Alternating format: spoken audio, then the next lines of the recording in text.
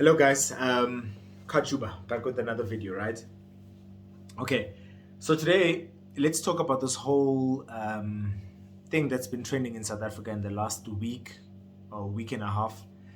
To be honest, I didn't want to make a video about this topic because it irritates me so much. But ever since the president spoke yesterday, right, I just had this thing in me that I need to say something about this. If anything, to share my thoughts with you guys, but even more so to just release the frustration in me as well, because talking helps. So, guys, the problem is you. The problem is me. The problem is us, right? What did we think? Did we think that the president was gonna fire Senzo Mchunu yesterday? Did we think that he's going to suspend him and suspension without pay? Why would we think that? That would be a president who belongs to a sensible political party, an ethical political party. That would be a president himself who's sensible and ethical, right? You see, we are the problem here. These people are consistent in their actions and the decisions they take. They are consistent. It's us that hope and wish that there's still some piece of them that is still good that's left, right? But no. Every opportunity they get, they show us exactly what they are and who they are, right? So obviously the law allows the president to do what he did, right? To hide behind some commission that is set up and so on, right? But if he was ethical, if he was sensible, right, what would he have done? He would have fired Senzo or the minister, right? Let's respect the position, not the people. When I say the president, I'm respecting the position. When I say minister, I'm respecting the position, not the people who occupy them. He would have fired the minister, right? He would have fired him. Or at a minimum, suspend him without pay. But no. Let's be honest, this is how this went down. Minister, there's this and this and this and this. I'm thinking of firing you, or I'm thinking of suspending you. The minister says, who fired you or suspended you when you were found with dollars in your couch? Was it not me who was maybe defending you when others wanted to fire you? You see what we're dealing with here? It's all messed up, guys. Stop disappointing yourself and hoping that the ANC, the EFF, or MK will do anything that is for South Africans. EFF and MK are just ANC 2.0 and ANC 3.0 anyway. So don't expect integrity, good values, or anything like that from that bunch of people. You're not getting none of that from that. None of it. You see. So relax, right? Let us work hard and remove them in the elections next year and in the next national elections. Let's drop the ANC even more than it's dropped. Let's drop the EFF even more than it's dropped.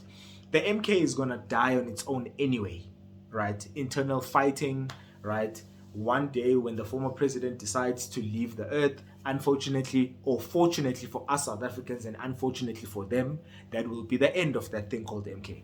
Right, because let's be honest, the only reason people voted for it was because of the former president. Right, bitter politics. They stand for nothing, just bitter and sour that they didn't dominate the ANC and their faction lost in their factional battles in the ANC. That's all the MK is, right? But back to this video, right? So the president decides to start this commission thing to find out what's going on, right?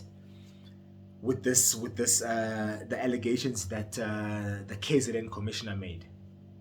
So more money will be wasted on this. A lot of people have commented on this already. More money will be wasted on this, right? Remember, whenever these things show up, there's tenders that must be involved. Even if it's as simple as people must eat every time they meet, that's a tender. So someone is going to get that tender, and that person is probably going to kick back to a corrupt politician, and that politician is going to kick back to the ANC. Right? So that's how it works with the stuff. So this again is just another excuse for corruption. You see, what happened to the Zondo Commission report? Again, a lot of people have already mentioned this already, right? What happened with who got arrested because of the findings of the Zondo Commission? No one, absolutely no one, got arrested. And we're supposed to believe that a minister who's in the same party as the president, a corrupt party, and when I say corrupt, it's not just certain individuals who are corrupt, probably all of them, if not most of them, that president is going to fire a minister if ever this commission were to find that the minister's wrong. That same minister is probably just going to say, no, listen, if ever we're in the mood of dishing out commissions, let's dish out a commission to find out whether what happened in Phala was right or wrong.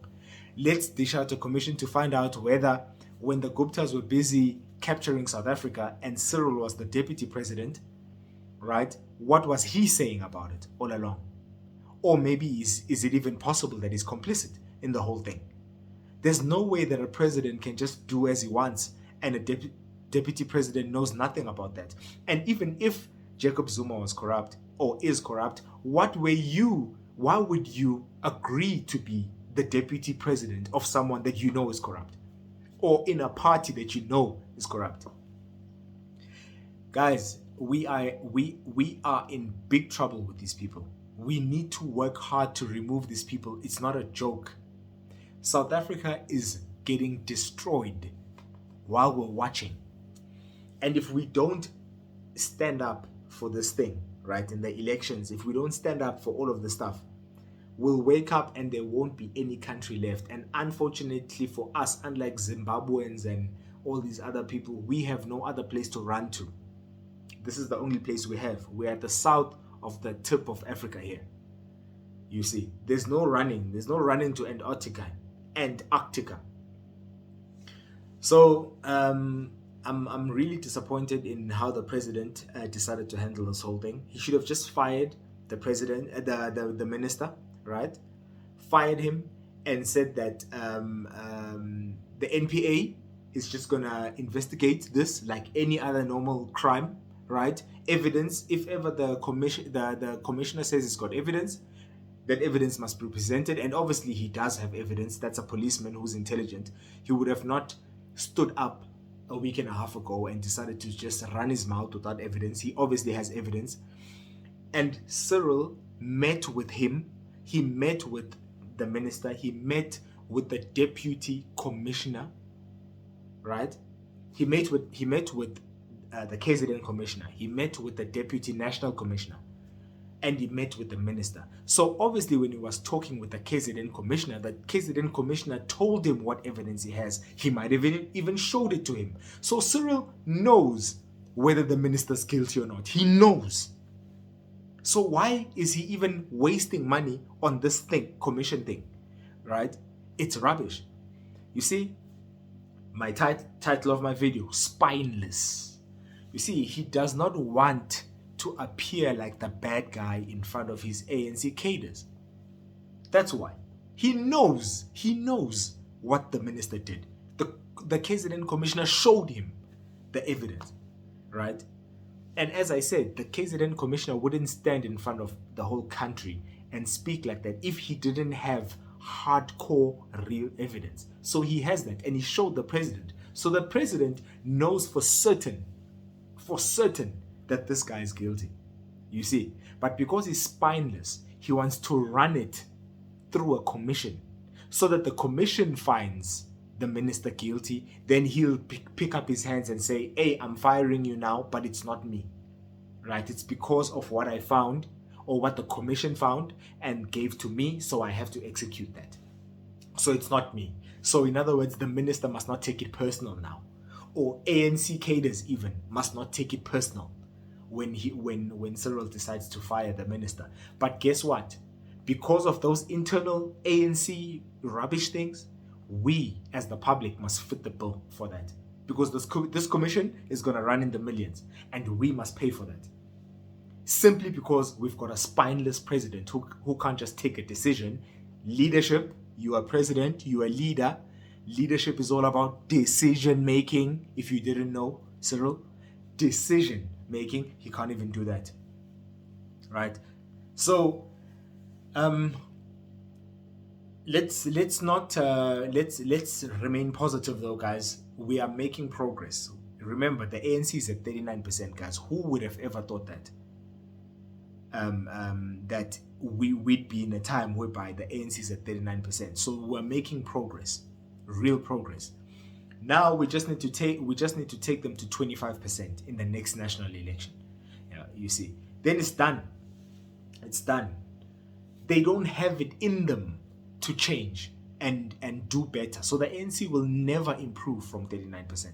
They don't. The only way they'd improve is if they changed and became better, started doing service delivery, eliminating corruption, and. But they'll never do that because it's the way they do things is who they are.